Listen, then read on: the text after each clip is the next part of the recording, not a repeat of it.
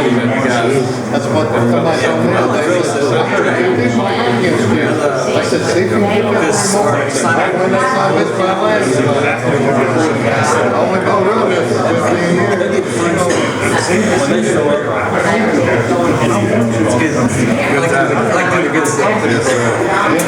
Good meeting. Thank you, sir.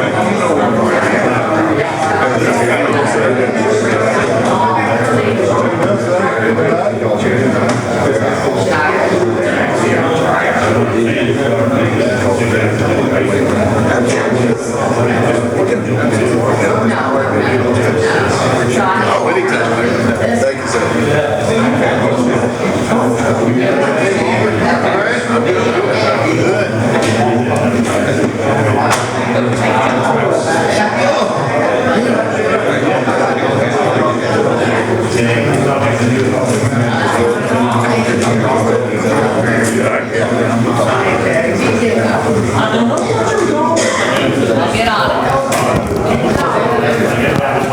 All right. It's been kind of quiet for the last week or so.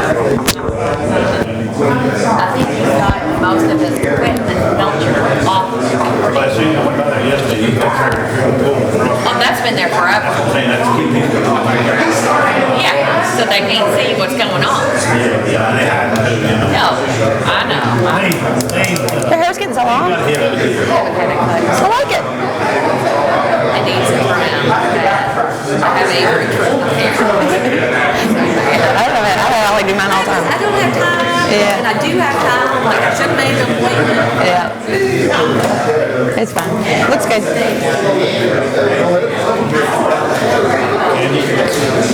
What's this rate do? No, I'm serious. No. Oh, per hour? Oh, I thought you were making fun of me because I put per hour on there. I don't know per hour. I make 37 now, so it's a good jump. Oh, yeah, it is. It's a really good jump. Yeah. I'm tickled to death. Well, I'm saying that. How many years have you done in here? Almost 10. Well, you're well invested in it. Yeah. Anyway, if you what to leave, you have the insurance paid and everything later on in life. Yeah. Supplemental anyway. Right. But you need to work to get that 20 years anyway. Oh, yeah. Well, I have my 12 years with the school system, so I have over 20, yeah. You got 22 years altogether. Yeah. That's amazing. Yeah, I plan to stay here. I got to go to 26, but I will. Okay. Somebody told me the other day that one of the companies and everything, every 5 years that you put into a company or whatever and everything, they actually give you another year. Like say you want to retire 30 years and everything, if you got 5 years in, they give you, and you stayed with them, they give you an extra year for your retirement. If you got 10, you got more. So when you got up to your 25 years that you was there, you actually got to retire with 30 years. Oh, wow. Have you ever heard that? They done that, yeah. That's a good incentive to stay, isn't it? Well, it is, yeah, because you don't want to lose out on something. Right. And I thought, man, I never heard of that before, but that's really a worthwhile thing. Yeah, It gives for you sure. incentive to keep going. For 25 years, you did 30. Right. Yeah, that is good. But I never heard of that, but that's a good thing. Yeah, that is a good thing. You know, I'm glad that you're satisfied and everything. Yes. Tickled to death, actually.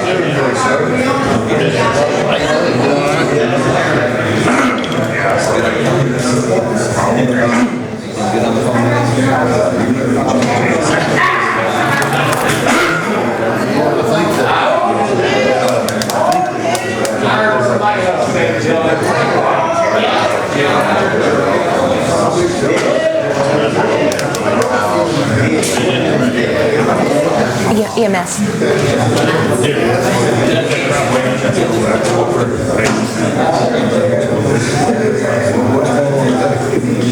What you do now?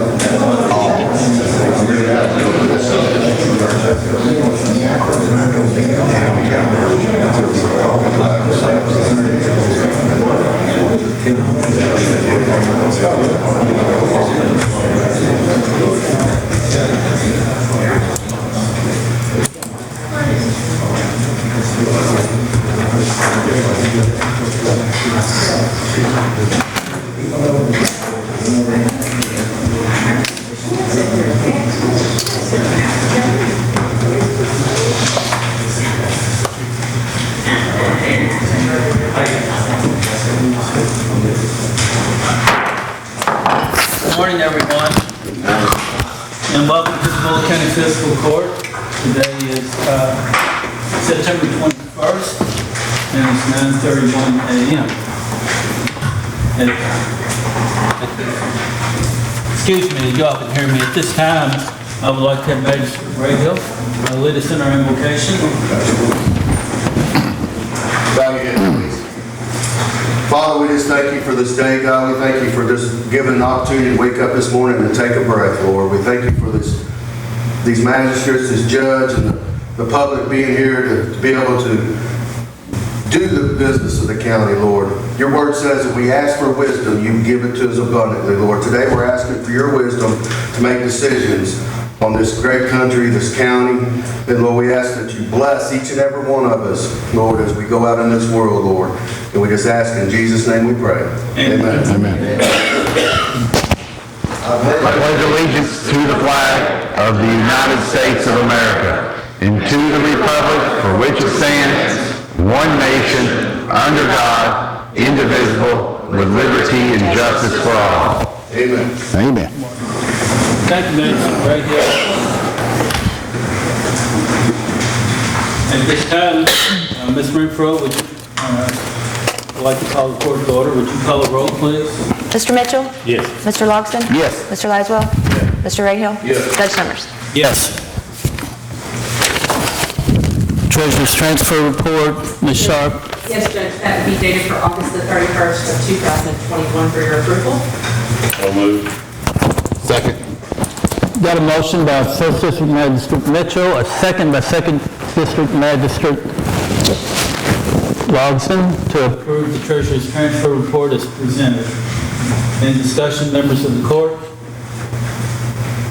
Hearing none. Candace, call a roll, please. Mr. Logston? Yes. Mr. Laswell? Yes. Mr. Ray Hill? Yes. Judge Summers? Yes. Mr. Mitchell? Yes. Motion carried. Thank you. Number 4, number 5, presentation and approval of all bills.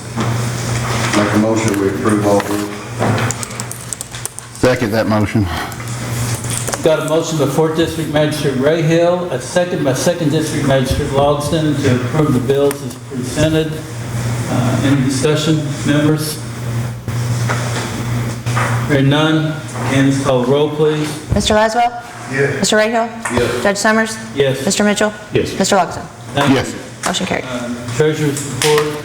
Yes, Judge, that the reports in your packets were the fund receipt report and appropriation condition report, the monthly revenue journal, a warrant distribution, and the financial statement through August the 31st of 2021 for your approval. So moved. Second. Got a motion by 1st District Magistrate Mitchell, a second by 2nd District Magistrate Logston to approve the treasurer's report as presented. Discussion? None. Candace, call roll, please. Mr. Ray Hill? Yes. Judge Summers? Yes. Mr. Mitchell? Yes. Mr. Logston? Yes. Mr. Laswell? Yes. Motion carried. Thank you. We're going to have to skip number 7. We'll push it back to the October 2, the October 2, 3, 4, 5, 6 meeting. Presentations. Ms. Sharp? Yes. I'd just like to present that last week we received from CAECO a refund check in the amount of $57,377.77. So, our money's Refund. Yeah. Well, that's always good. Yes. A dividend check. Yeah. Thank you, Treasurer Sharp. At this time, old business, hearing none. New business, second reading of zoning ordinance 2021-21, James and Geneva Calvert. Rob? This will be the second reading of Common Kentucky County Bullitt zoning ordinance number 21-21. An ordinance relating to changing the zoning of certain property from stream reserve to R1 residential. The property in question is 2.007 acres, more or less, located at 440 Shady Lane in an unincorporated area of the county. Whereas the Fiscal Court of Bullitt County has considered the evidence of public hearing held by the Joint Planning Commission and the recommendations of the Commission, the information provided in the staff report of the Office of Bullitt County Planning and Zoning, and the testimony and evidence presented at the public hearing held by the Fiscal Court. And whereas the Fiscal Court concurs in and adopts the reasons of the Joint Planning Commission for said zoning change and approves and accepts the recommendations of the Planning Commission in this matter is set in 7 minutes. In terms of the proposed zoning change is acceptable and should be approved. Now therefore be ordained by the Fiscal Court of the County of Bullitt, Kentucky, Section 1, the above property located in the unincorporated area of Bullitt County, and more more particularly described in the minutes of record of the Planning Commission in document number 2021Z-24, is hereby changed from stream reserve to R1 residential. Section 2, this ordinance take effect upon passage of publications required by law. Section 3, change section provision part of this ordinance to be declared unconstitutional or invalid for any reason by a court of competent jurisdiction. Then there may this ordinance shall not be effective and terminate full force and effect. Section 4, all ordinances and resolutions to the extent they are inconsistent herewith are hereby repealed. Given first reading and public hearing, the regular meeting of the Bullitt County Fiscal Court on the 7th day of September 2021. Given second reading and vote upon at a regular meeting of the Bullitt County Fiscal Court on the 21st day of September 2021. Thank you, Rob. Make a motion to approve ordinance number 2021-21, James and Geneva Culvert. Second that motion. Got a motion by, any discussion, members? I know it's over for that. So, got a motion by First District Magistrate Mitchell, second by Second District Magistrate Logsdon to approve zoning ordinance 2021-21, James and Geneva Calvert. Candace, call the roll, please. Judge Summers? Yes. Mr. Mitchell? Yes. Mr. Logsdon? Yes. Mr. Laswell? Yes. Mr. Rahal? Yes. Motion carried. Thank you. We're going to have to skip number 2 because we didn't get any information back from Department of Local Government yet on second reading for the amendment to our budget for $200,000 worth of funding for the folks who cannot pay their utilities. Number 3, we need action requested on the KCGDD grant procurement involving the expenditure of local, state, and federal funds on CBGD grant project 20C-107, and that will also include our Roe Hill grant, and also in most projects moving forward, we're using CDBG funding as well.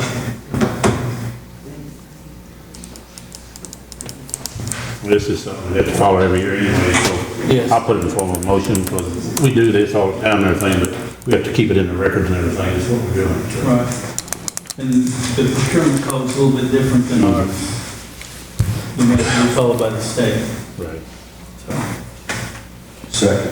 Got a motion by First District Magistrate Mitchell, a second by Fourth District Magistrate Rahal. Any other discussion by members of the court? Okay, hearing none. Candace, call the roll, please. Mr. Mitchell? Yes. Mr. Logsdon? Yes. Mr. Laswell? Yes. Mr. Rahal? Yes. Judge Summers? Yes, Motion carried. thank you. At this time, striker emergency equipment to be used with our ARPA funding. I think Eric has a presentation of questions. The ask is in your packets, gentlemen. And Eric, if you would come up at this time, please. Eric's our Director of Emergency Medical Services, along with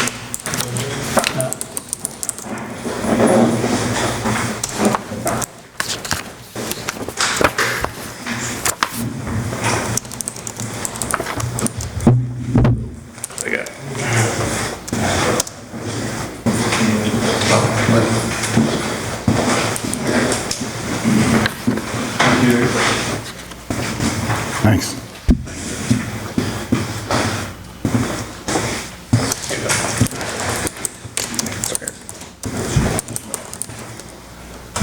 Okay, so as you guys know, September of last year, we put in service 3 Lucas devices. Those obviously are the devices that do chest compressions, along with some other equipment from Stryker that was kind of to bring the service up to a new level. Those 3 devices, with the first patient that they were seeing, is now standing right here next to me. You know, he was at the Dollar General, correct? Dollar General up in the north end, collapsed in the floor. He was pulseless. He was not breathing. These devices were implemented into his care, and he stands before you right now. So I'm going to let him speak here for a minute. This is the paramedic that was on the scene with him as well. And so with that being said, over the past year, in the packet that I gave you, there's some reports that have run. Implementing these devices have increased, number 1, our return of spontaneous circulation. We've went up 11% in a year. which that's a huge jump in any EMS service. We went from 22% to 33%. The national average, from what I can tell, is at 38%. So we are still slightly below that, but we are improving drastically. That's what this request is for. We're asking to go ahead and be able to purchase these devices to not only now put 3 in service, to put them in service on every ambulance that we have. It gives us the ability to cut that time that equipment can be deployed to those people, which we are hoping will again push us above that national average.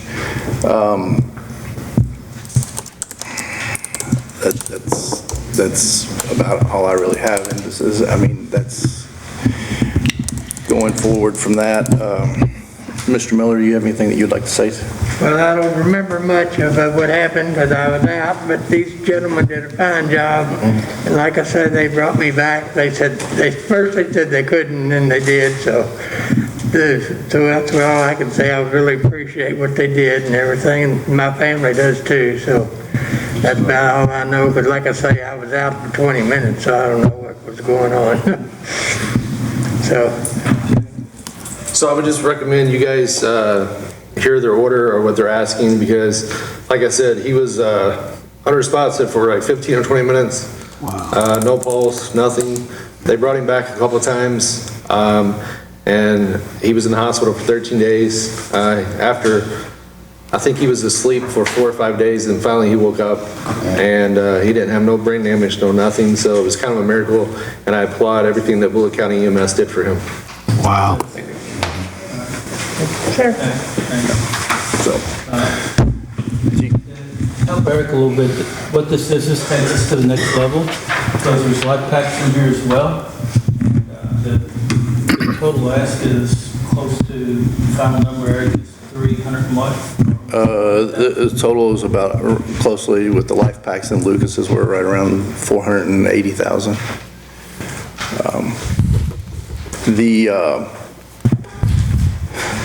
We are continually improving down there. This is kind of, I wanted you guys to see that this money is not being wasted, that it's actually having results. This is one, there are actually many other stories that are down there that fall into the same category. And this is stuff that you guys have been doing over the past 2 years to improve EMS, and now you can actually see the fruits of these labors. Yeah, thank you all for coming and sharing your story. That's amazing. So, and Eric's here to answer technical questions about the equipment that he's asking for. The life packs are huge, so it's the Lucas devices. There's also airway devices too for COVID. And So this is part of the ARPA funding that we know that we can use for emergency medical or emergency services, period. What type of warranty do this equipment and everything have on it? Do they come out and maintain this? they do. So included in this is it's called a pro plan, and they come out and they service the equipment for the next 3 years. After that, we can actually re-enter into another service agreement with them where they will come out and service it, which obviously is drastically less than buying new equipment. This 3 years and everything, is that full coverage and everything on it to where anything that goes wrong with them in that 3 years, Yep. then after that would be something like a limited warranty or something like that? It is. What they do is they service them for 3 years. At the end of those 3 years, they will bring every device in, service it up to brand new, like it was new, basically refurbish it. And then if you decide that you're not going to enter into that pro plan again, then you have a brand new device at the end of that 3 years. If you do enter into that pro plan again, I don't know the actual number on it. It's about the cost of maybe 1 or 2 monitors, and that enters them into that service where they will service them again for another 3 years. That service plan includes everything from replacing batteries to, I mean, just anything that's not a disposable item on the equipment, something that you would use once and then replace. So that's something that we currently don't have on our monitors as we speak. I've got 2 sitting there right now that need to be repaired. Every time we send them out, we're spending roughly between $3,000 and $4,000 to repair them. So this kind of replaces all of that and puts it into everything onto a plan, which is something that we haven't had in the past. It also includes like just preventative maintenance. They come out and not only do they fix anything that's broken, but they will actually come out and basically check to make sure that it's, the monitors are delivering the energy that they say that they're delivering, that they're doing everything, calibrate all the devices so that everything that we are getting we can guarantee that it's in a clinical setting, that it's up to par. Okay. Thank you. So, Do you need a motion to accept bids? Is that where we're at on that? I didn't see a bid. To purchase? the purchase of the, We don't have to put it out for bid, price bid. It's been put out. Okay. Okay, I didn't see it in my packet, but I missed it.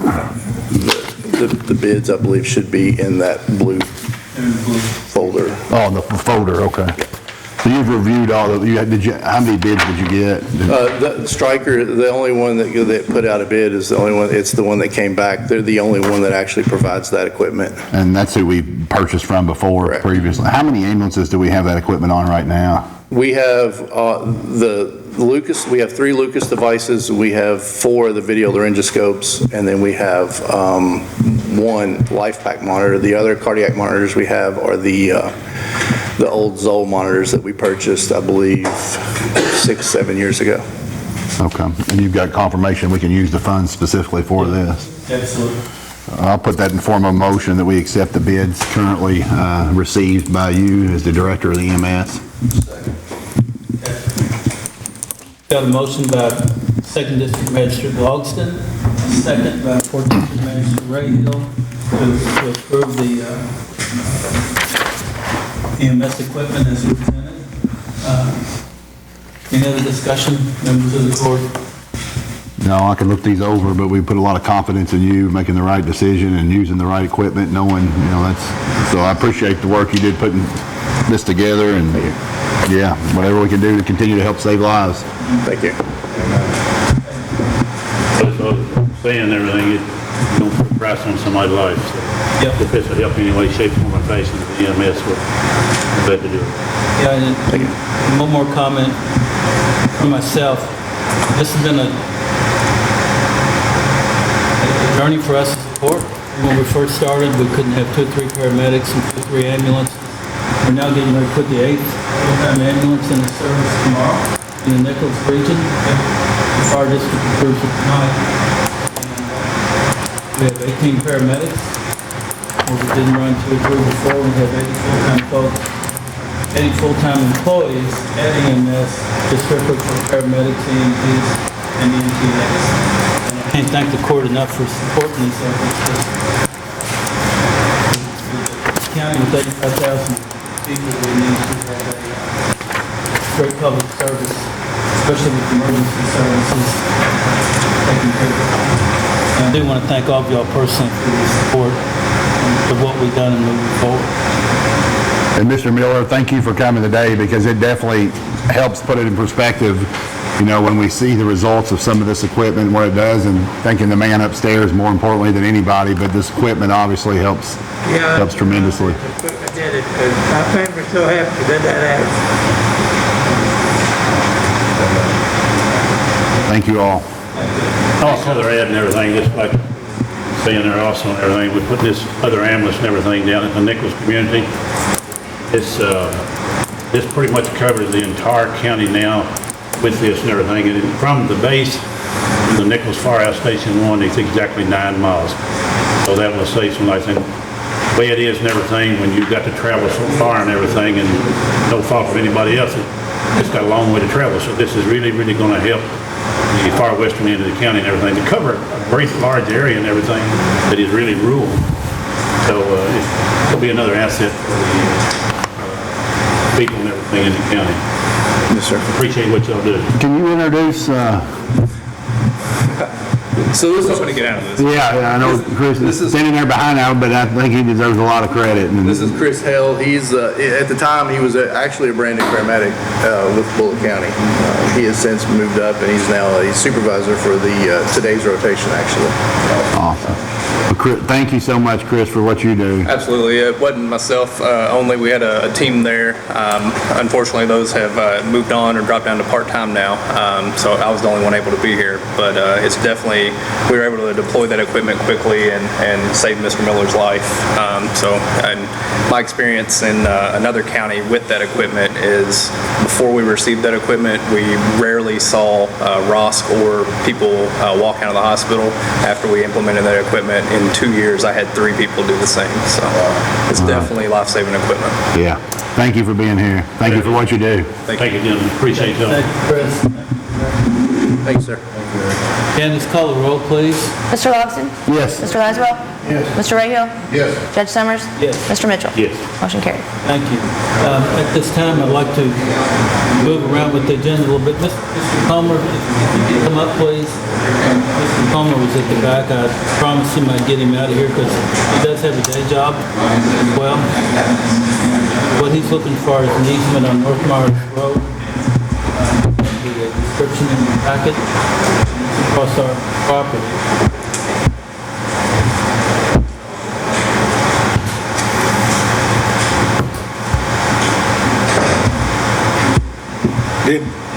The property at one time was part of a subdivision, was acquired by the Transportation Cabinet for right-of-way improvements along East Blue Lick Road.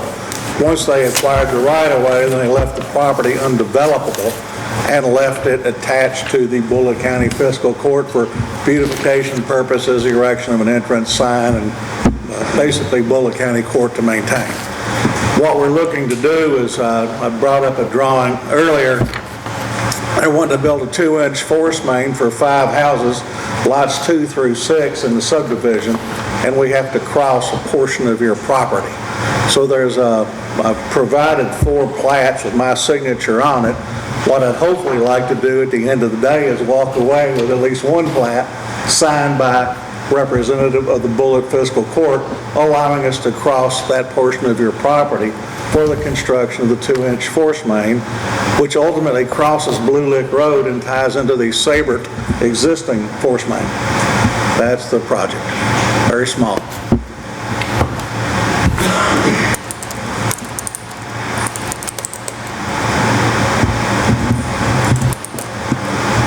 Is that crossing over, I assume, looking at this within the easement? Or is it outside of the easement? It crosses over a part of your property. It's only 9/10 of a foot wide on one end and 7 foot wide on the other is the easement itself. Okay. It's only about 66 square feet. And we just need this so that we can access the site to cross under it to construct the force main.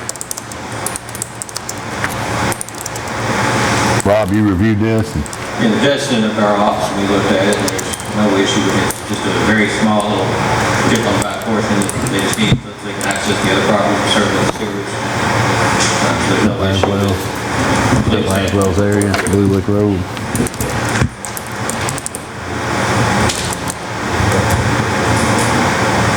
Don't have no problem with it? Like, oh, is it? I thought it was yours. And that one part there is on that East Blue Lick there. I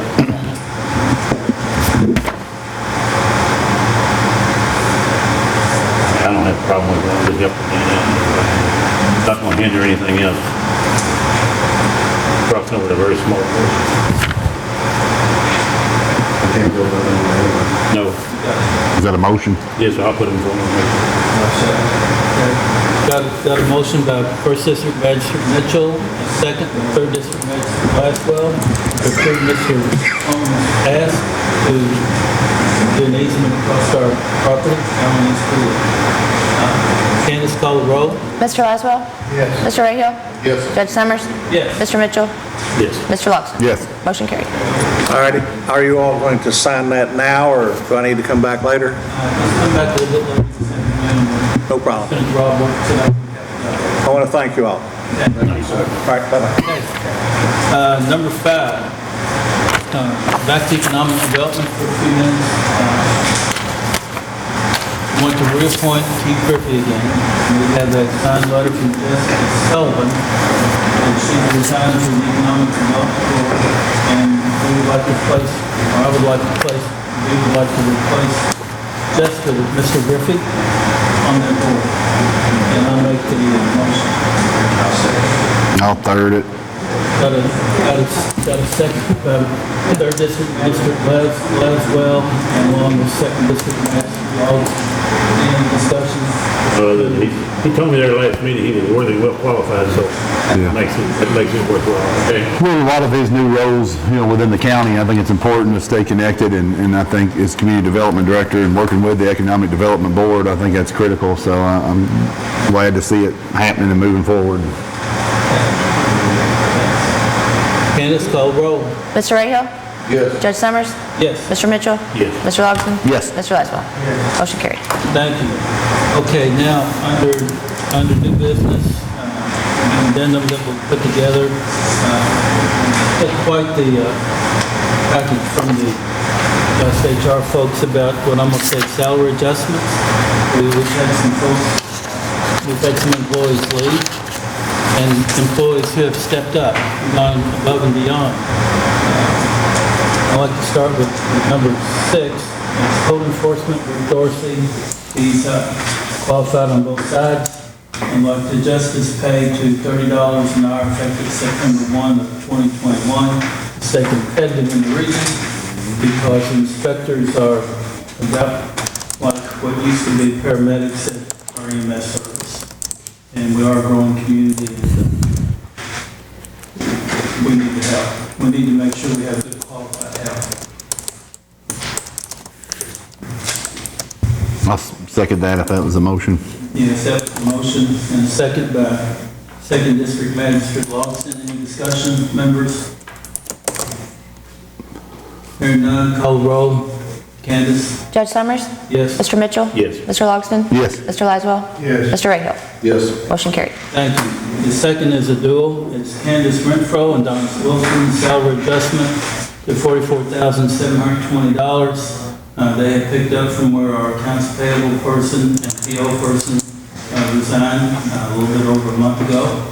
And I think we need to have this salary adjustment here, not only to stay competitive, but we can't afford to lose qualified folks like the both of them. I'll second that motion and also say that they are doing a fabulous job, and we've got good experienced people there that's doing these jobs now. They jumped in and filled the spot where it was vacant. And I just want to let them know that I do appreciate them. They are doing a good job. So I have a second, any other discussion? That wasn't a second. Oh, that wasn't a second? I said that was a second. Yeah, thank you. I was just gonna joke with Candace and see if she typed that addendum up, but Thanks for that. Thanks for Did you calling me. Did you get all that? she knows what I'm talking The about. motion was yearly, not, I got it. So we have a motion and a second. Candace, call the roll. Mr. Mitchell? Yes. Mr. Logsdon? Yes. Mr. Laswell? Yes. Mr. Rahal? Yes. Judge Summers? Yes. Motion carried. Thank you. Thank you all. And the fourth one is Justin Warren, salary adjustment of $50,040. Justin took over for Director Harden, and as he moves along his journey to become the best in the area EMA director, I think it's time, because he's fulfilled many of his qualifications, and what I'm going to say, classes.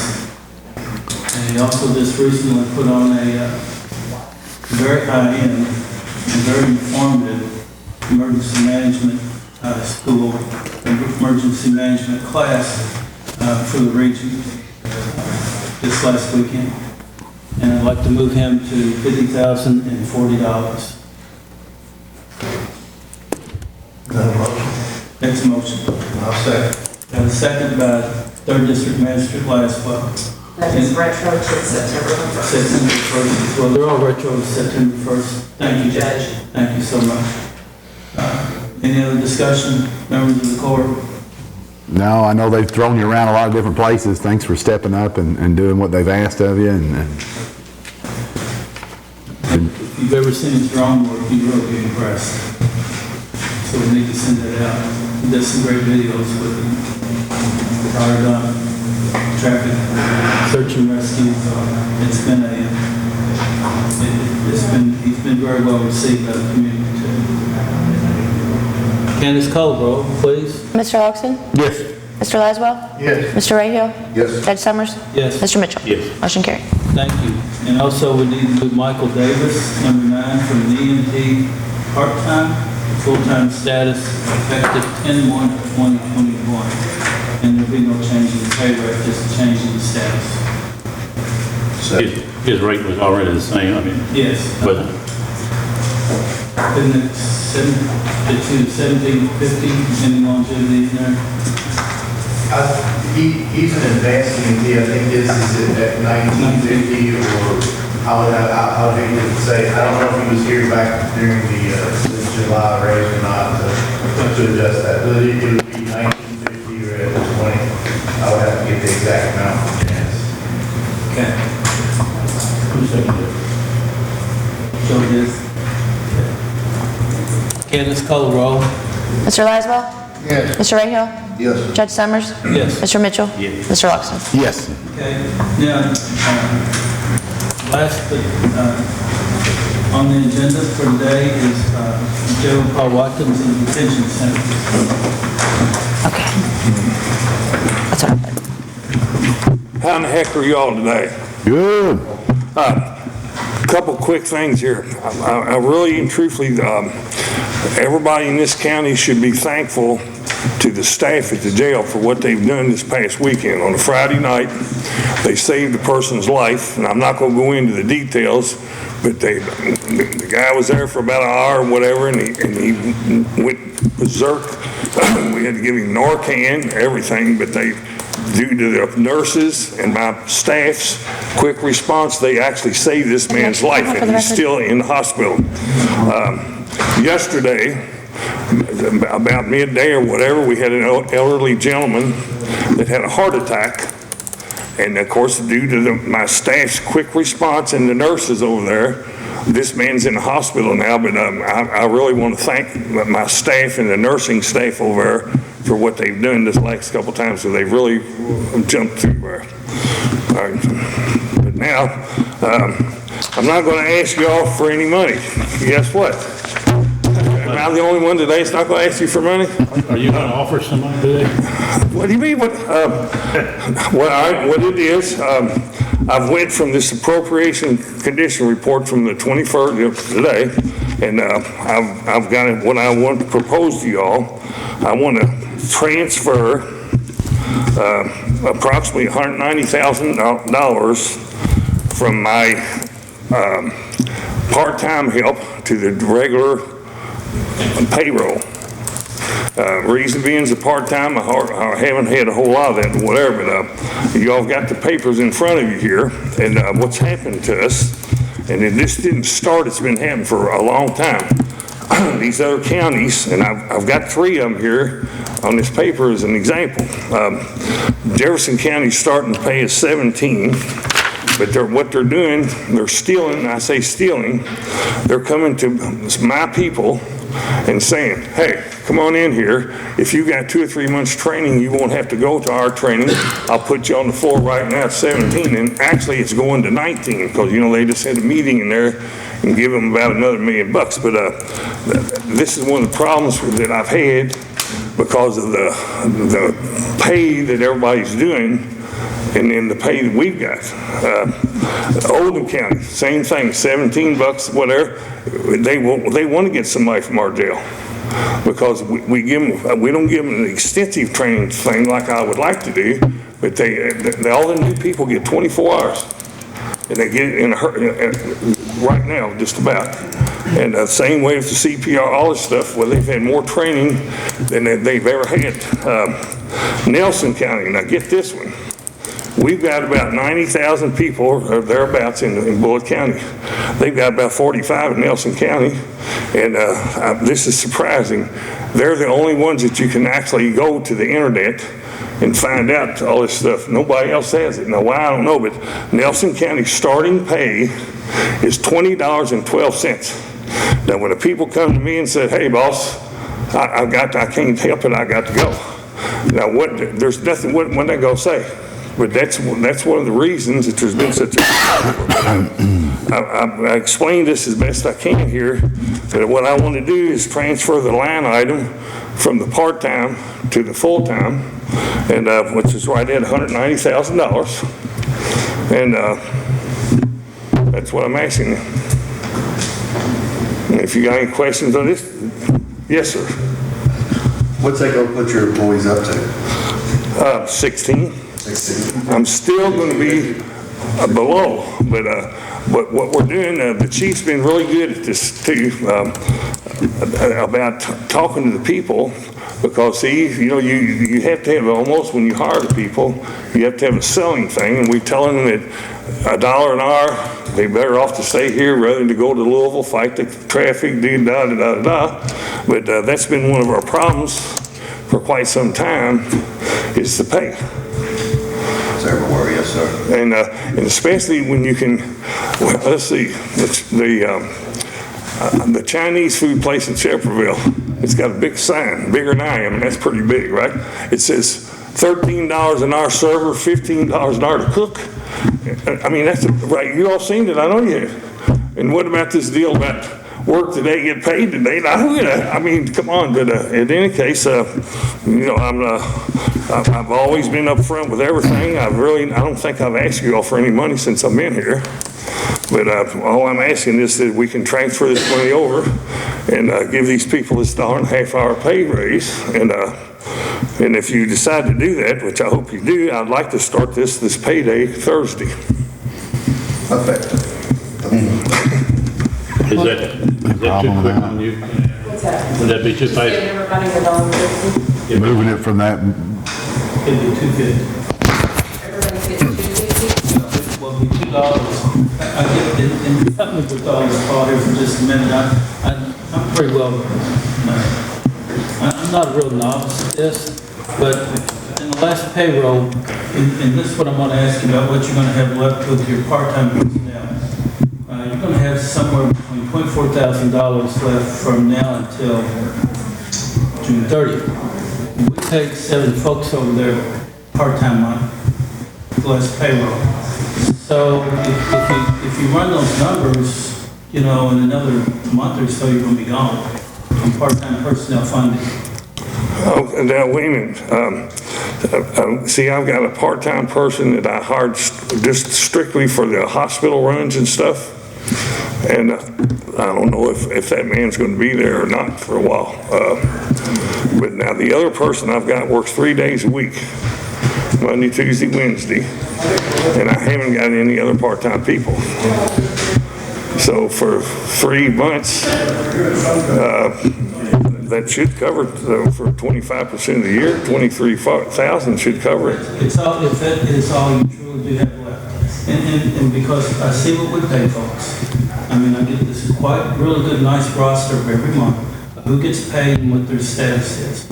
So as of the 11th of August, the 11th of August, you had 7 part-time people that we paid. Good, better, or different? No, sir. Okay. Well, the money went somewhere. I'm just asking you, so moving forward, if you will send us a current list of who's going to be employed, I don't have an issue with this, but what I do have concerns about is you only have $24,000 left until June 30th. We were shorted almost $800,000 as it was last year from the jail, and it's going to be the same way this year. I've been out, sir, with all due respect, that's not my fault. The first year I was here, I brought in more money than they've ever had brought in here, $1.7 million. The DOC, the Department of Corrections, they're the ones that has caused this revenue shortage by the state inmates. They're not letting me. Paul, I understand all that. I'm just giving you the real bottom line here. We're at the fiscal court. We have a responsibility fiscal for this county. And the jail's a huge part of it, and so is emergency services. Those are our 2 largest spends. You have apparently 48 full-time employees right now. That's what we're carrying. And then the 7 part-time. And if they're not part-time, then y'all need to clear this up with our HR folks. So, I don't have 7 part-time people, sir. okay.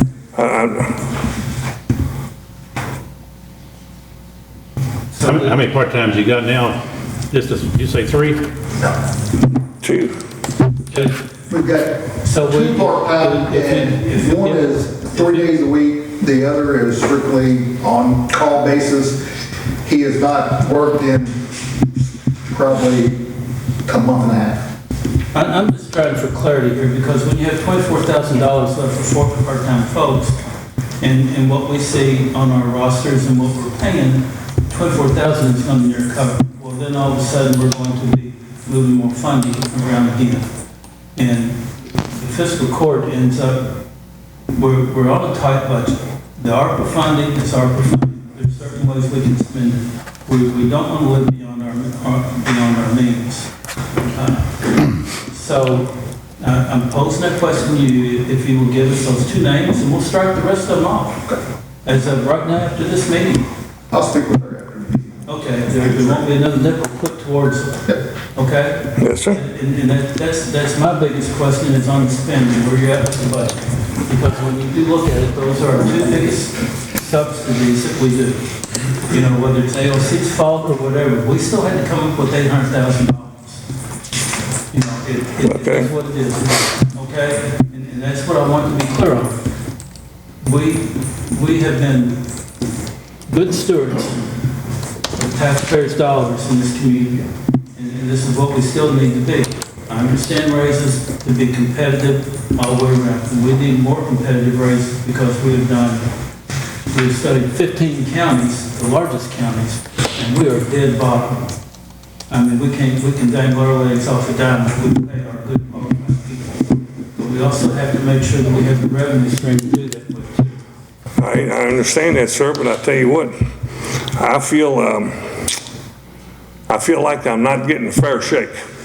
Every other department just about in this county has gotten hellacious raises. I'm not asking for a hellacious raise or nothing. I'm just asking you for what's in the budget. Yeah, and I want you to take this the right way. These are just questions that we have to manage. This is the same thing that we went through with the EMS. This is the same thing that we went through with the road department. So, and these are the questions that we do have as a court. Okay, we're not picking on you. This is just good business.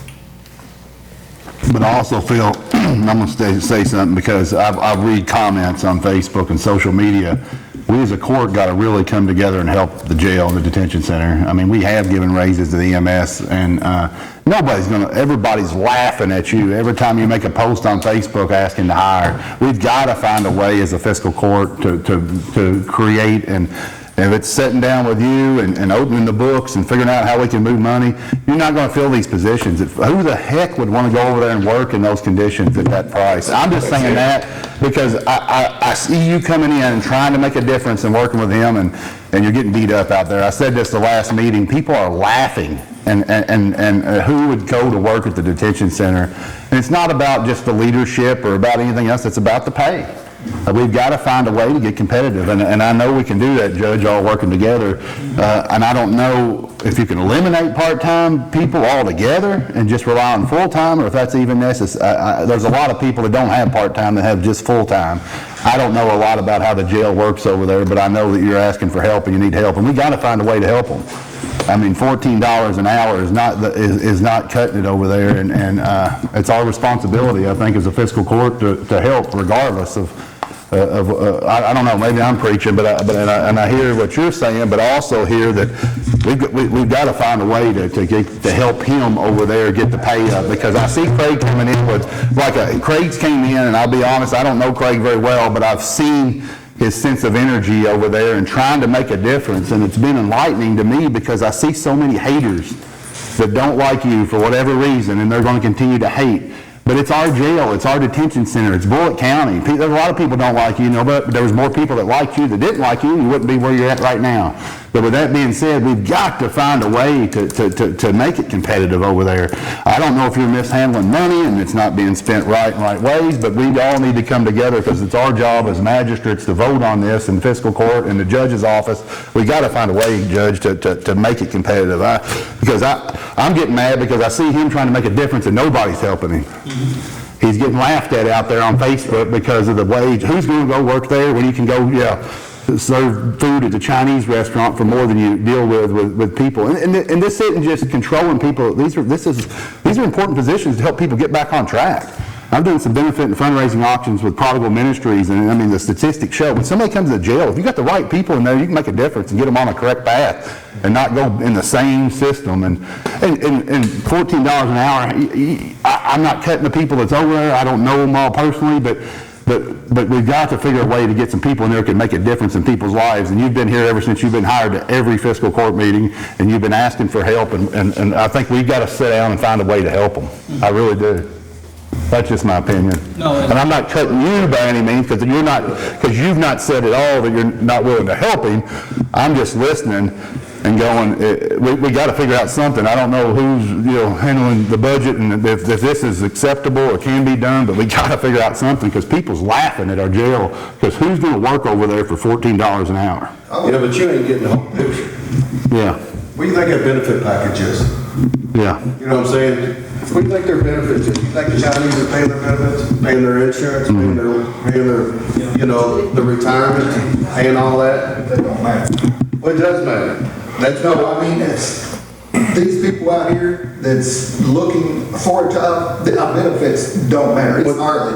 Well, the money doesn't matter. Yeah, it's you know what I'm saying? You go anywhere. You walk over here right now in the industrial park, they're short 1,000 people right now. You can go over one of their production things. They need 1,000 people just to build. Every construction guy right now is quitting because they can't find help. You can't find help. You can't. And I understand the money, but we got to push the benefit package. How these guys? Why in the world would they? You know what I'm saying? I know you do. That's what I'm saying we say $14 an hour. That's nothing. But these people can retire. You know what I'm saying? They got great health insurance. Our insurance is amazing. We pay a ton of money for it. And we pay for that for you guys. You know what I'm saying? We pay everything. The difference in the whole thing is we can't adjust him because he's an elected official.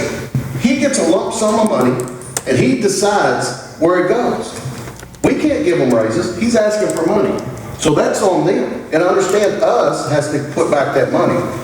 But I'm telling you what, we're paying good money and we're giving good benefits to people. You know, we stand up here and people say, we worked our butts off to put money where we could put it. But you look at our benefits. I wish I was started at the jail when I was 18 years old or started the EMS. I'd be retired right now. I've been self-employed my whole life. I'll be working my whole life. I never even thought about benefits. We got to start preaching. What are you going to do when you hit 60? At the Chinese restaurants, you're going to eat Chinese food for retirement, I guess. I think that's a bigger problem overall. Like Craig's nodding his head, it's generational. I don't think people think about 20 years down the road. They think about what's my paycheck today, and they don't even think about that. Paycheck on Friday. Yeah. They want to know. And that's what we're competing with, and that's, you have to understand that. Can we not give them benefits and take the benefit package and put it on their salary? Well, Can we Joey. offer non-benefits? Higher wage, non-benefits, I don't know. Joey, I'm agreeing with you 100% on the benefit package, but we're not the only one that does that. All the rest of these people do the same identical thing. Absolutely. And some of them have accidents, some of them have got the hazardous duty retirement. That's a way of a plus. Oh, I agree. But again, see, I'm agreeing with what you're saying on the benefit package, but we're not the only one that has this. I know, Paul, you've only been in this a couple years and 2.5 years now. It's a good time to talk about this because we just come out of the fiscal year, because like you had mentioned, if you do deplete that, you got all the way till June of next year. but I don't know within your budget if there's room to find that couple $100,000 anywhere else outside of that area. Have you sat down with has anybody worked with you to look at that budget and see if there's areas, or is the money just not there in your budget? No, this money is here. Right now it is. Yeah. But in other areas, I'm just saying, because it's. There's other areas also. Okay. Yes, and if I'm not badly mistaken, since I've been here, I've stayed more within the budget than the majority of the people in Bullitt County. Is that correct? You all know that or not? Is that correct, Mr. Treasurer? Have I been within the budget more than anybody? Yes. So, I rest my case. no, that's fine. I'm the fall guy, that's right. The fall guy. No, Paul, you're not the fall guy. These are just questions. We went through the same thing with Director Harden, with Robert. Where's Felicia go? Okay, same questions with her and Jim. And we're just doing our due diligence, but I do have this question for you. You have 21 folks making $14.50 an hour. You have another 2 making 15, 2 making 15.50, 2 making 16, and 4 making 16.50. So, what's the break point here? I mean, are you going to raise, are you giving a raise across the board to all these folks? Or so, folks making $21.75 an hour is going to go to 20 something, $22 or $3. So this is going to be an increase across all 48 employees, full-time employees. Right. Okay. And as long as you have as long as you're in agreement with that line item on the part-time folks, then you will, and I'm literally the 2, because I'm not going to pay the other 5 again. I'm not going to ask the treasurer. Okay. What if the issue's the new hires and the people that might be at the bottom? I don't know if they've, it's hard to speak about this because somebody at the bottom gets a raise and somebody at the top. Is that fair for somebody that's making $16.50 and this person here? But the issue is new hires, but you also have the blending, I guess you say, of people that are currently working for you, and they've been there and doing their diligence, and then somebody new comes in making maybe more than, but I don't know, how can you incentivize new people to come in, bring those bottom, maybe those that are at the 16 and above don't get a raise. But it's those at the bottom, bringing them up to 16 and creating more of everybody's level versus, maybe here. I don't know. I'm just talking out loud. The only thing you gotta do and everything is social. That's called. It's not fair. Now, here's what you gotta watch and everything. But if you go to incentivize new people, bring them in, you need to, at that point, you reward everybody else? What you do is you have the positions at the jail, and you do a pay scale by positions. Well, one of the other I was gonna The say, board has the right to do that. what you gotta do and everything, and I've talked about this for years and years, when you got a new person coming in, you gotta move them in a direction and everything where longevity plays an important role. You got to do that, and if you do that, they have an incentive to stay because of longevity. And you don't lose them that way. You don't lose them. Longevity has to play the most important role, and they're good personnel, they're good employees and everything. Longevity has got to play the biggest role that you've got if they're doing the job right. And that was one of the biggest reasons I know that I was on board with hiring a human resource director, was try to create consistency among. I was amazed when I first, and this isn't speaking to just the jail, but I was amazed when I came into office, one of the first, the majority of the complaints that I heard from past administration and different things was pay disparity. We're trying to do that today with several of you, bringing it consistent. It's this person makes $2, this person makes $5,000 more than this person, they're doing the same job. And I know that we've tried to do that with some administrative positions and try to bring it where everybody's, because it's public, it's all transparent, everybody sees what everybody makes. And attitude, I think, plays an important part in everything. If I'm going to work and me and you's doing the same thing and I'm out working you, but you're making more money than me, I mean, that, whether you admit it or not, that plays a factor. So I agree, I think that there's something that has to be done to create some consistency, but also reward those that stayed for a year, 2 years, 3, whatever it may be. But I don't know, I just spoke up because I'm looking at Craig and I just see some comments, and I've seen like a new sense of, not that you didn't have it, Paul, but I see him helping you, and it's like bringing somebody off the bench, and it sparks, if you're in a basketball team and you're dragging out there, you pull the sixth man off the bench, and it's like, wow, now we got a fresh sense of energy. And then it's just getting killed, you know, and I don't want to see that. I mean, there's a lot of people maybe even watching now, but, you know, I want to see all of our departments succeed, and I don't care what anybody thinks about you. I don't care if I don't like you. I mean, I don't have a problem with you, but there's a lot of people that do, but obviously you were elected. There's more people like you that didn't, but we got to look past all that, and we got to figure out a way to make it successful over there, because that's our job up here. And at this time, discussion, I will make a motion to. Basically, we're not doing raises, we're not doing anything. All we'll do is transfer money. And I'll make that motion. But I would encourage y'all to, instead of just allowing you to move the money over, really look at maybe what she said and try to find some consistency where somebody's not 17 and 14, you know, let's look at how can we incentivize people to stay for the long haul and not just jump on board. I don't know. I know that we've done that with EMS, with EMT, and, you know, the different levels that there's really starting. I feel like Eric, you've done a good job with creating consistency so that when somebody comes on board, they know if I earn this certification, you know what, I'm eligible for this and pay increase. And I think that ours is basically like that because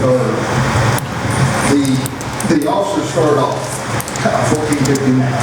The sergeants, once you move in the sergeant, it's 60.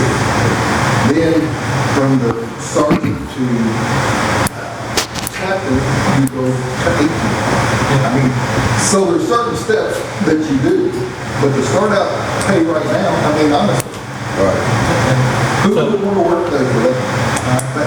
Did you make a motion on it? Yeah, I made a from motion. part-time into the other and everything? Yes, into and- full-time? Yeah. So Okay, I'll second that motion. Ray Hills. Funds. I made the motion, Joey. Strictly for the transfer. Strictly for the transfer. Right. I made the motion for District Manager Ray Hill. Seconded. We did. Yeah, he did. We've had a lot of discussion anymore. Candace, call the roll.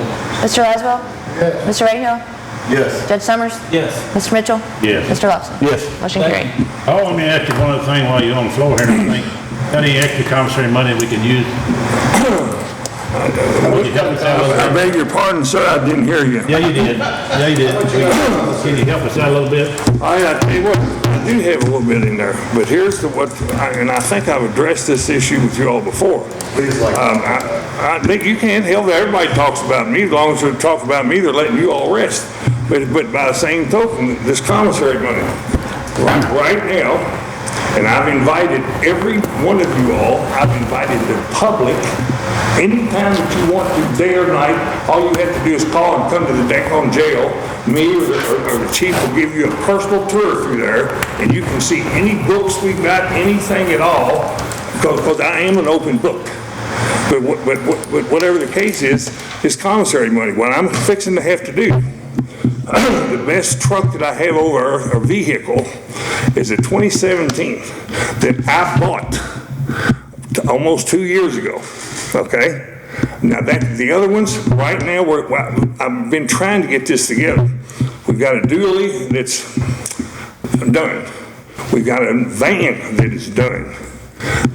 So we don't hardly have any vehicles. I am going to have to purchase a couple of vehicles. Now that is like, I can talk to God before almost. Now he's talking about this, all these Ford dealerships, and you hear all this stuff about the county things and this, that, whoever. Now, and to get them, we can't get no new ones.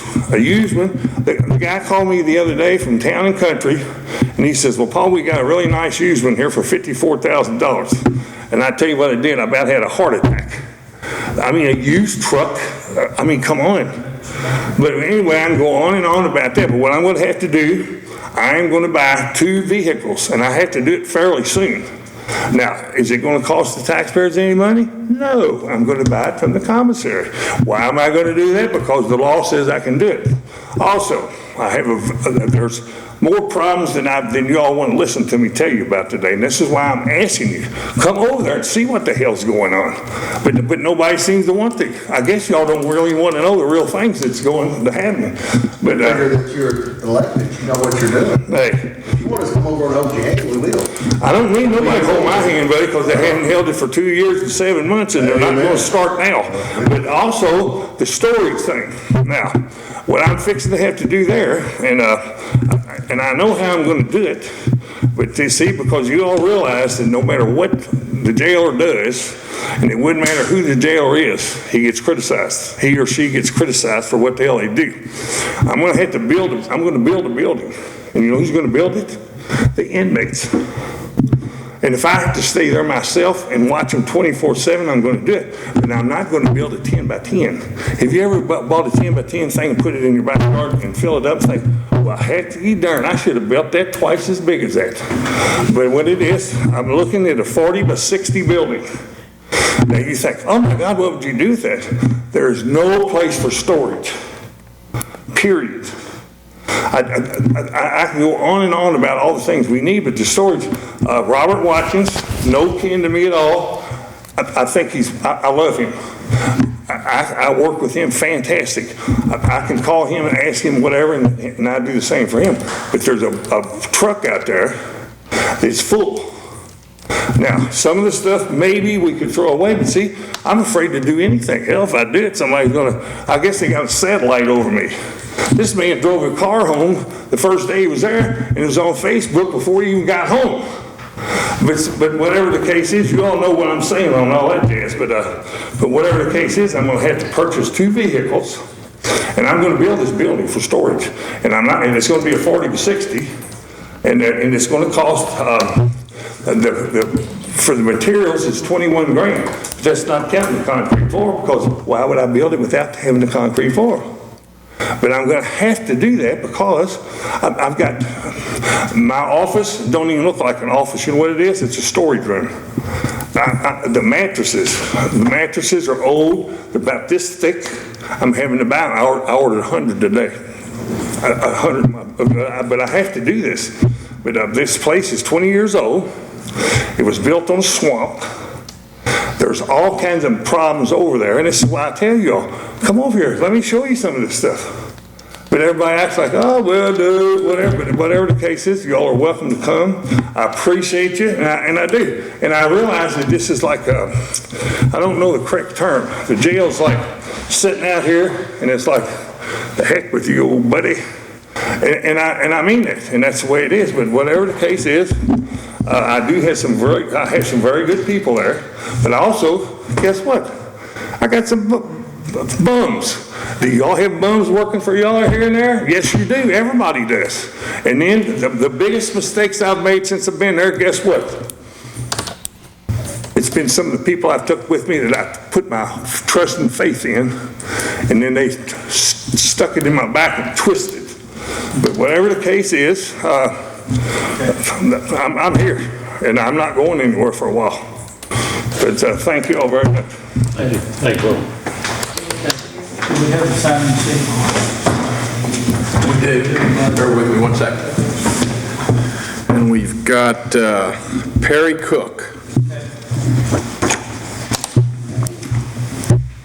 That's the only one. Thank you, Sheriff. You want the sheet?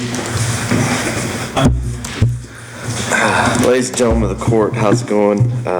Gentlemen of the fiscal court. You guys are familiar with who I am and what I'm here to ask about. We are about 50 days away from winter. It has been a joy to hear you guys talking about the growth in our county. We are one of the fastest growing counties in Kentucky. We have 2 of the top 10 fastest growing cities in the entire state. And we are still the only county surrounding Jefferson County without a resource center and a homeless shelter. And what I just found out as I was blessed to go to the KBC ministry conference which is Kentucky Baptist Convention, this past week in Somerset, is we're one of the largest counties in the entire state that doesn't have that resources for the homeless and those who are in need. We're 50 days away from winter, and I still do not have a facility. I don't want to be intense again this year. I think it was a black eye to the county, a county that is growing, a county that has the type of revenue that we have. I have gone around to the cities talking about the American Rescue Act monies, begging for a time when grant processes will open where I can submit grant applications. I've actually been approached by the city of Louisville to come and put in an application to run the facility that they just purchased. I don't know if you guys have seen that on the news. The city of Louisville has bought a building, and I think it's 4 acres. They're going to set up 50 Kwanzaa hut style for the homeless because they're clearing the camps. And I said that I wasn't interested because I'm concerned about Bullitt County. I'm concerned about our homeless here. As we continue over the next few months of absorbing room at the inn and the guests and people that they're helping, currently they have 6 in their program, they will be a part of our ministry full-time starting in October and November, and by December, Room of the Inn will no longer be an organization. They'll be a part of Mark Dold Ministry. We desperately need a facility. And so I left a proposal back on August 17th with you guys. August 3rd was the first time I came and talked about the American Rescue Act money that our county has been so fortunate to get in these cities. I've asked for some leadership. I was wondering, I hadn't heard from anybody. Did you guys have any questions about the proposal? We're looking for a 10,000 square foot facility. And we're hoping to somewhere get around $100,000 or $500,000. Again, we don't expect the county to come up with that money. Our hope and our prayer continues to be that the 7 different cities that got rescue money would allow us to write grants towards that money. We fall right in the middle of what that rescue money is meant to be for. It's meant to be for homeless prevention. It's meant to be for homeless to get back on their feet. It's meant for COVID prevention and Corona. We're getting ready to go through another spike this winter. And I pose the same question: if a homeless person gets Corona, where are they going to go in Bullitt County? I'll open this ending. Where would a homeless person go to Bullitt County if they got Corona? I mean, they're probably going to be in Kroger's with your family because it's cold. They'll go to Walmart.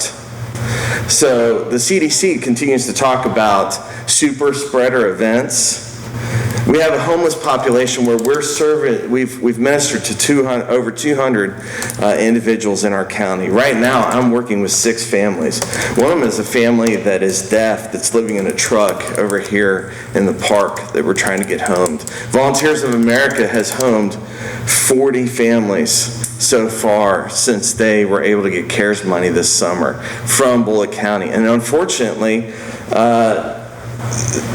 5 of those families had to be housed outside of our county because we can't find affordable housing.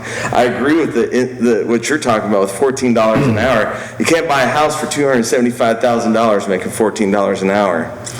We're getting ready to see a homelessness that's going to happen in our county, and if we don't get ahead of it, my fear is it is going to be a tidal wave. My phone rings off the hook daily of people that, and you know what, we could talk about how they got there. They're a year behind on their rent. There's no more stimulus money coming. They're months behind on their utility bills. They're calling us now because the counties haven't been able to set up the systems to help people with their water bills and their electric bills.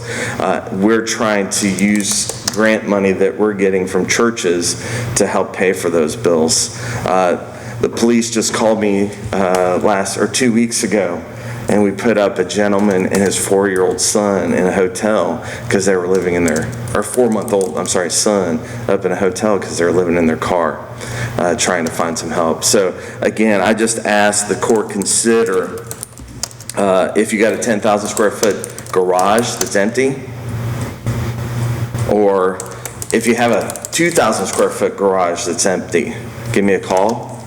I don't want to put tents up again this winter. If we have to, I mean, I spent 27 years in the Army. I'm not afraid of a tent. We were able to minister to 25 individuals last year in those tents. It just costs a lot more money to heat and to keep those running. But it's upon us. And I just didn't know if you guys had any questions about the proposal. If not,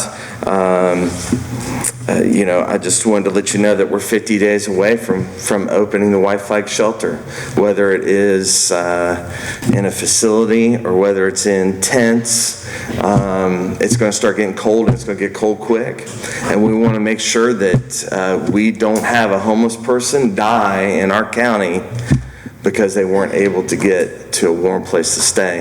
And also, we want to make sure, and we actually did it last year, we quarantined 2 individuals at our shelter that got corona and that were homeless, and they didn't have anywhere to quarantine. And so we were able to quarantine them and take care of them throughout the day over there next to the church.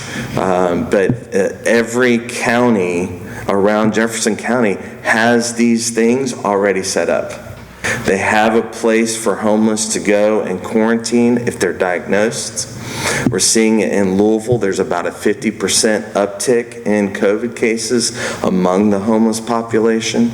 And that's why they're tearing the camps down and trying to divert all these homeless into these facilities so that they can prevent this becoming a super spreader situation. Because in a county of 100,000, I mean, where do we go grocery shop? We grocery shop right here at Kroger's, and that's where a lot of the people that I witnessed to, that's where they hang out when it's cold. They don't have the hygiene, they don't have the means to stay clean, to get medicine, or to see medical help, and so they could be full into the thralls of the virus and have exposed hundreds of people before they even realize it. So, any questions? Mr. Cook, let me ask you. Yes, sir. Have you approached we got 8 cities in the county and everything. Have you approached them, and have you approached the churches and everything in the county, which is over 100 churches in the county?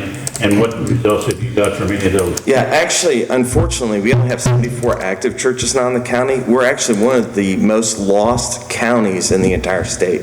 So only about 6% of our residents go to church on any given Sunday. Really? And that's from 2015. The Southern Baptist Convention did a Lifeway survey of our county when they picked sin cities, like cities that need missionaries. That's why I was disappointed as a missionary for the Kentucky Baptist Convention here in Bullitt County because of the lostness. A lot of our churches are small. Now, we are a Southeast partner. They are ready to come up with big time money. A lot of the larger churches, First Baptist Mount Washington, North Bullitt, First Baptist Shepherdsville, Mercy Hill, Victory, Vine Hill, they are already giving money to the operation of our organization, as well as the Nelson Baptist Association and the Kentucky Baptist Convention. I have gone to every I've gone to every city council, and all of them are kind of waiting. Mount Washington is the first to say that they're getting ready to have hearings about the American Rescue money. All the other cities said that they are waiting to figure out how to spend the money. Because I've continued to ask, when are they going to open the grant writing? Because that's already closed in Louisville. Like, they had August and September where organization could write grants towards the money. I think I mentioned that on August 3rd when I came here, that I had the blessing to sit in with the Homeless Coalition and Erica from Metro United Way. She invited me onto those calls to learn how to write the grants so that those grants would be approved and so that they would be positive grants, you know what I mean? Because I know that this ARPA money is money that if it's not allocated the appropriate way, then the government's going to come and get it. So I got to sit in on all those, and I've actually offered my skill and my knowledge to every one of the cities on what that grant writing should look like, and I have not heard back from any of them. Yeah, I think I was going to have the same question. I was kind of curious, like on a thermometer like scale. I know you've done your campaign of going around if certain cities have committed a certain amount, because if you got your goal of 500,000, but you haven't got a commitment from anybody else. I'm not yet. got a commitment from one city, and right now Southeast is ready to match the largest city. Southeast Christian Church. They said they would match the largest city's donation. Yeah. So if a city came and said, hey, we're going to give 100,000, Southeast would say. If a city came and said, hey, we're going to give 200, Southeast would match that. But right now, there's not been a city to commit to any funding. Okay. So all of our funding for our organization has come from individual donors, from churches, associations, and then we've had some small businesses. But they're like, mom and pop plumbing companies and HVAC companies, and certainly we don't want to discount it, but they're not in the business of writing a $40,000, $50,000 check. How do you define a resource center? Like how is that? Because we've stepped up, like I mentioned the last meeting, we give the building to Housing First, and I didn't realize that you all had moved, I say you all, but your organization had moved in there with them. I seen your logo on. So you're actually sharing the building with Housing First? We're not, actually. Initially, we were going to go in there, and Housing First signed the lease. The reason we're not in there is we were going to get a 50 square foot office and be required to pay 20% of all the utilities and all the usage of that space, and that's not really, we wouldn't use it 20% of the time, or 20%, does that make sense, to have just a 50 square foot office? Because what we're doing is we do a much more holistic approach, and what I mean by that is with our Pathway Home program, we're actually doing a mentorship where we come alongside families and we help them learn budgeting, we help them learn like how to job interview, we provide clothing for them and all that kind of stuff. Then we help them once they get into housing to maintain housing. So those 20 graduates we had from Pathway Home, they're still homed, they're still employed, and they're still doing great, and that was from 2 years ago. Okay. That's where Room at the Inn is going to be coming in and being a part of that program, where we're now going to be providing transportation to people to get to jobs. And what's great and what we're going to be able to add to that program is Room at the Inn. Currently, you have to get a daytime job between like 8 and 4, Monday through Friday. We're going to open that up so people can get jobs in the evening and get like shift differential and be able to save up more money and on weekends. And so we're going to be running a transportation to jobs 24/7. We've also been in talks with TARC about having a bus line run to wherever our facility is in the next calendar budget year for them. And so ours, again, a resource center, much more holistic, and it is going to be about getting people out of poverty into being productive citizens, because we see that as biblical. And then also what that allows us to do, and I've mentioned this before to some of you guys, is those who are just kind of kicking the can and they're fine with being on the tent or whatever. I'm never going to deny anyone food, but I can have an honest conversation with them and say, hey, listen, this may not be the county to do what you're doing, but I can get you to where that's, if you wanted to stay homeless in a tent, I can get you to where that is better suited or where you can get better resources. So the one thing that we have gotten a commitment from a lot of the churches is instead of them having individual mercy ministries or benevolence funds, is they have agreed to give those benevolence funds to Mark 12 Ministry. And then if you had all 74 churches saying, hey, go see Mark 12, that's who we donate to, then you've got, you stop this kind of, those people that kind of bounce from church to church to church to organization, just kind of loading their truck, and you know what I mean? That we'll be able to really help those who want to be successful and get to the next level. And for those who don't, I mean, we're not going to run them off, but we're just going to say, hey, there might be a better situation for you in Jefferson County. There might be a better situation for you in Nashville. I'll get you there. But Bullitt County, really, this is what our expectation is. I know some of the groups in the past we've worked with, they've shared some financials and stuff with us. Is that something you'd be willing to share with us? Because that's kind of a thought process in mind. We don't even know what we can do with this money. But yeah, I know on Extreme Home Makeover, a lot of times they'd come in and they'd give somebody an amazing house. Yeah. And then, but they forget about that now your utility bill just quadrupled. So, I mean, if you were to get a $5,000 shelter tomorrow, there's a lot of overhead costs with running that shelter. So I'd be interested to see kind of your financial statement, kind of what you're getting right now to be able to maintain if we were to do something. And I'm just talking out loud.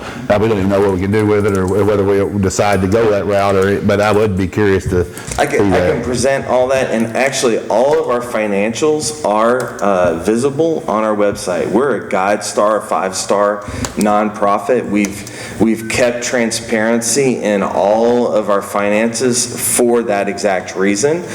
We don't want to be like any other nonprofit that is out there. That's why I have a board that I'm not attached to. They can fire me at any time. I hope they don't fire me, but I mean, if I do something shady, fire me. Also, I want to leave a legacy of this ministry. I want this ministry to grow in a way that when I retire, that homelessness is eradicated in our county, and this becomes a community center where people gather. Like, I remember going down to Brownsville when I was younger, and on Saturdays, everybody gathered at the community center. You know what I mean? Like, the whole town came together, and there was lunch, and there was fun, and there was a basketball court, and all that kind of stuff. And that's what I see in a resource center, is it not being just for the few rooms that we'll have for temporary sheltering, but it's going to have a meal every single night of the week. Have you visited? Anybody can come to. Have you visited Turnaround? Yeah, Jenny and I partnered together. Okay, so the reason I asked is you had said that our county is one of the only counties that does not have a resource center, and if I was her, I'd take offense to that because she's doing a lot of stuff down there, and her name is Turnaround Resource Center. Well, what I'm referring to is a homeless resource center. That means a resource center that is committed to and focused on our homelessness. Okay. And so that is one thing, like Paul had talked about, like Nelson County. Nelson County is like half the population. Bardstown has 3 homeless shelters. They also have a room at the inn program, and they also have other ministries that do different things that we're trying to bring all under our ministry, because that's not happening in our community at all. Okay, thanks. Any other questions? Thank you. Okay, thanks. Okay, Dennis? No, I think I said a while ago what I'm doing and everything. I want to thank these guys and everybody and everything, the court and everything. And I don't know, I don't guess we need a motion or anything like that, but just to support moving the other ambulances and everything in the western part of the county. This surrounds our whole county and everything now. It's really going to be an asset for the county and everything to help these people. And I mean, we need to put in formal motion. I'd be glad to put in formal motion or anything that we go ahead and do that. I just like the court and everything to be involved and know what's going on everywhere. So that's the reason I'd like to put that in formal motion. And I think Jerry and I are going to meeting tonight and everything at 6:30. We get fire department's approval for this. They have a meeting and everything with the board. And so I just want the court and all the public know what's going on. Anyway, I'm going to put that in formal motion that we do that and everybody's on board with it. Okay? Second. Thank you, sir. Got a motion, First District Manager Mitchell, a second, Fourth District Manager Dre Hill, for appropriation and funding of putting the 8th ambulance into the Nichols Fire District at their Nichols Station right across the street from the library where it's It's kind of about half a mile. It's 9 miles from the base and everything, so Station 1. So it's handy. It's very handy. It's going to I be know the one they put in Lebanon Junction was Godson, you know. It is. Knock down 7 or 8 minutes, you know, going, or maybe 10 minutes of response time. It is. It really does well. It makes a big difference because, and like everybody was talking about and everything, that running from the base and everything, going by the GPS and everything, down 44, Weaver's Run, Holly's Gift, Hilton Road, Hurricane, Scott Gift, all of those areas, it takes 30 minutes. Because, and that's running with the GPS and everything, it's just a long, long way.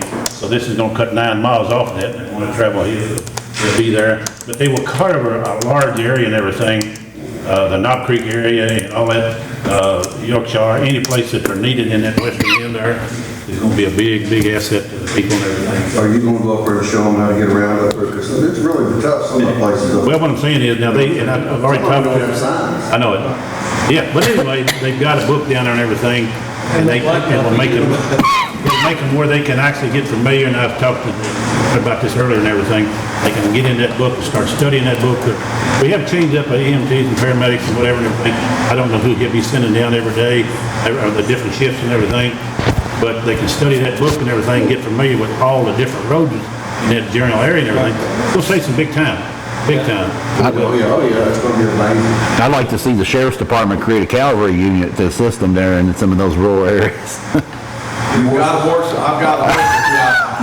I know you did. put it out to a guy that before we'll ever tell you guys that we're not gonna do law enforcement. Yeah.